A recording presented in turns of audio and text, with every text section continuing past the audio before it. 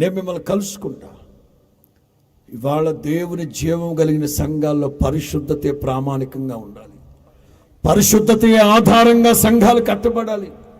ఇవాళ సంఘాలు ఎలా కట్టబడుతున్నాయి, సేవకులు ఎలా సేవ చేస్తున్నారు ఆలోచించాలి.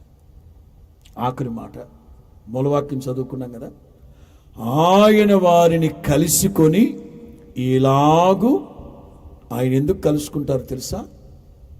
ఆజ్ఞాపించడానికి కలుసుకున్నారు. ఏం ఆజ్ఞాపించారు? ఒకటి,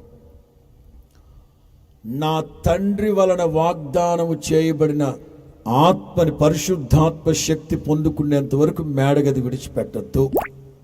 ఈ రాత్రి నా ప్రభు మిమ్మల్ని కలుసుకుని మీకు ఆజ్ఞాపిస్తున్నారు. మీరు విశ్వసించినప్పుడు పరిశుద్ధాత్మని పొందారా? క్రైస్తవ సమాజం ఎందుకు పరిశుద్ధాత్మని ఉపేక్షిస్తున్నారు? పరిశుద్ధాత్మని ఎందుకు ఆకాంక్షించట్లేదు? పరిశుద్ధాత్మను ఎందుకు దూషిస్తున్నారు? దైవ కార్యాలని ఎందుకు దుర్భాషలాడుతున్నారు? దేవుని ఆత్మతో చెలగాటమా?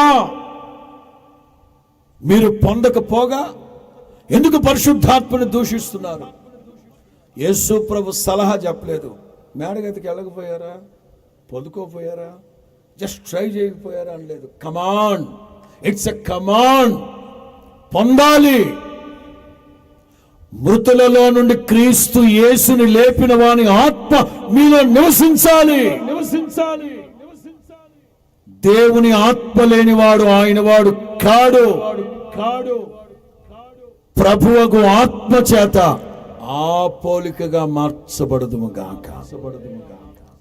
ఏం ఆజ్ఞాపించాడు వాళ్ళని కలుసుకొని?